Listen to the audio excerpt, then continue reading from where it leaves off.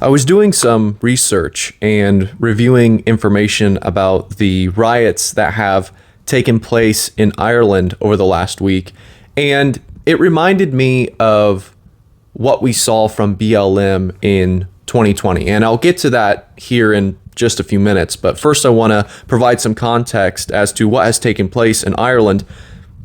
I have an article from the Daily Wire by Zach Jewell, which says, quote, violent riots erupted in Ireland's capital Dublin Thursday night after 4 people, including 3 children, were injured in a stabbing attack earlier in the day. Rioters set a bus and police car ablaze and damaged multiple buildings as officials suspended all public transport in the city, according to Fox News. The violent demonstrations were sparked by a stabbing that targeted children as young as 6 and 5 years old, with rumors swirling on social media regarding the attacker's identity. The Irish Times reported Friday that the suspect is a single man in his late 40s and is a naturalized Irish citizen, while the Irish Independent reported that the suspect is believed to be a foreign-born man who became an Irish citizen and has lived in the country for many years. Police have ruled out terrorism as a motive for the attack. The attacker stabbed two 5-year-old girls and a 6-year-old boy. A school aftercare worker was also reportedly stabbed while attempting to shield the children from the attacker. The boy was discharged from the hospital, but the young girls remain in the hospital and the 5-year-old is in critical condition. The female school worker is also in serious condition, according to the Irish Times. The suspect was reportedly stopped by a Brazilian delivery driver who was passing by the area on a moped when he witnessed the attack. The Brazilian man used his helmet to hit the knifeman, knocking him to the ground. The school worker is also being praised for her actions, protecting the children from the attacker as she sustained stab wounds. Following the attack, reports began spreading on social media that the suspect was a foreign national, and anti-immigration protesters flooded the streets of Dublin, according to the Daily Mail. Rioters reportedly ransacked a Foot Locker, a Holiday Inn Express hotel, and a McDonald's in the city. Video showed looters breaking into buildings as fires raged on the streets, and police confronted the rioters. Disturbing scenes in Dublin city centre this evening. Garda Commissioner Drew Harris condemns the scenes as a hooligan faction driven by far-right ideology.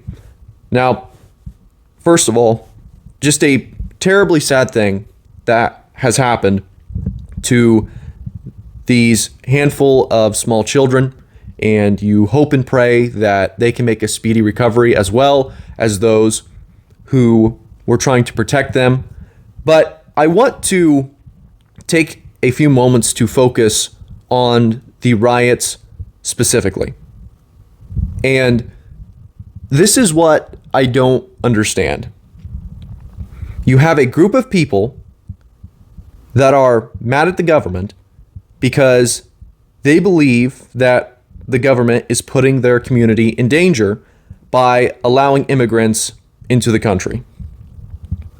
And the way they express their frustration is by hurting and destroying parts of their own community. These people are like, the government is putting our communities in danger, so let's go on a looting spree and burn vehicles in the streets. This is similar to what happened during the BLM riots. People were mad at the current establishment because it was, quote unquote, putting our communities in danger, so they go out and tear through their own communities. It doesn't make any sense. Both of these are examples of perpetual violence, and unfortunately, many people get caught up in the moment, they get caught up in the narrative, and they end up doing the wrong thing. It's like that quote from The Men in Black, right? It's Tommy Lee Jones's character. He's sitting there talking to Will Smith, and he says, "A person is smart, but people are dumb, panicky, and dangerous." And I understand that there is a difference between a protest and a riot. And in the case of BLM, there were peaceful protests, but there were also riots. But even in situations where there's protests, I have skepticism because things can quickly spiral out of control. And it is for this reason that I have never really been a big fan of protests. Well, there's a couple reasons, but I believe in protests on principle, and I believe that people should have the freedom to protest. But for me personally, honestly, I have a hard time seeing the good that comes out of it. And I'm sure there is some good in some cases, but there's also some bad that can come out of it as well. And to me, when you look at it, you have two opposing factions, you have two opposing sides to an argument. And maybe both sides are marching in support of their side.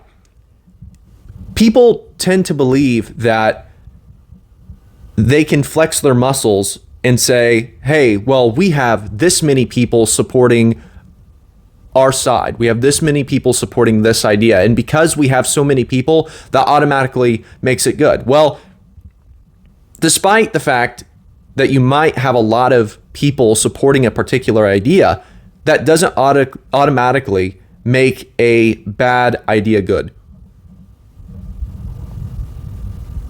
And if you're standing up against something and you have a lot of people standing against something, that doesn't automatically make a good idea bad.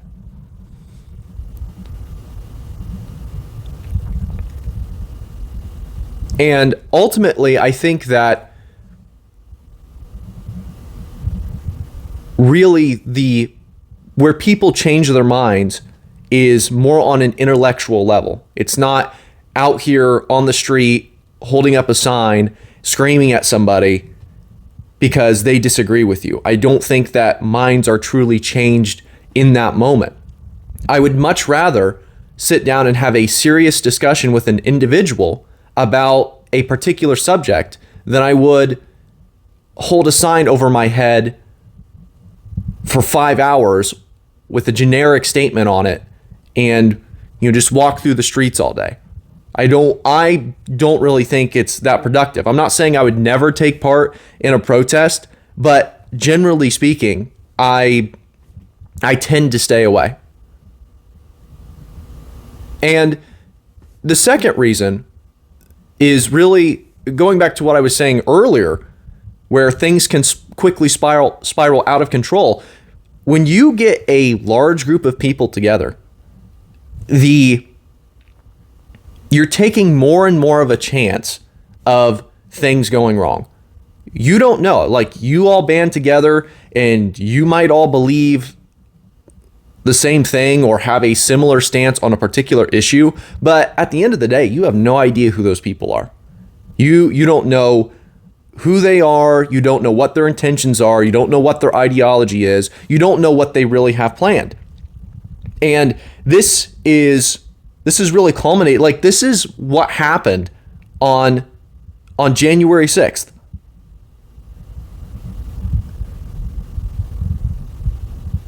And you think you're going to protest the outcome of the election, but what ends up happening? Well, you find people breaking into the Capitol and marching through the Capitol and embarrassing our country.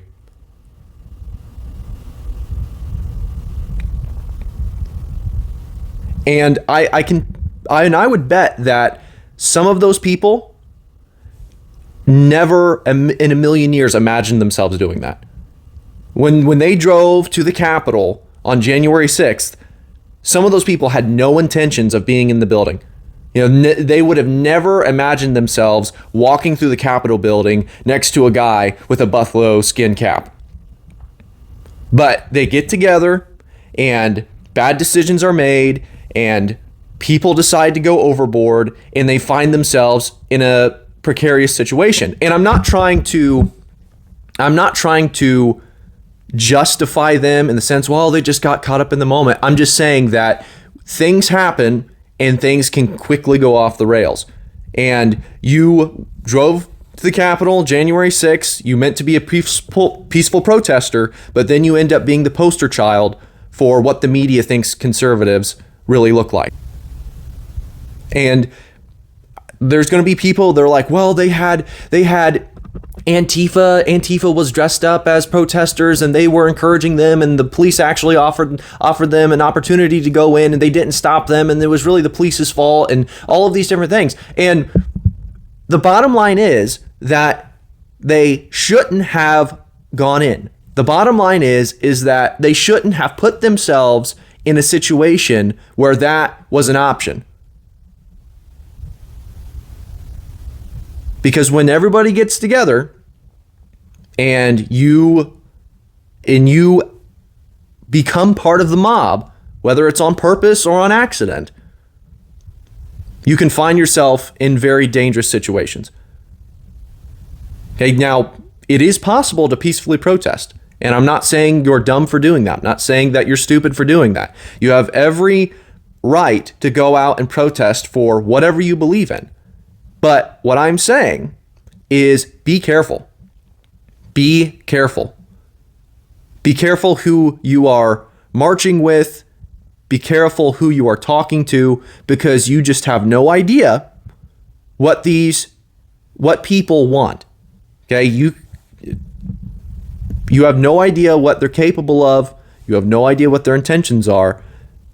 And if you're going to go out and be an activist, and you're going to go out and protest, you need to be very vigilant as to what kind of situation you may be getting yourself into.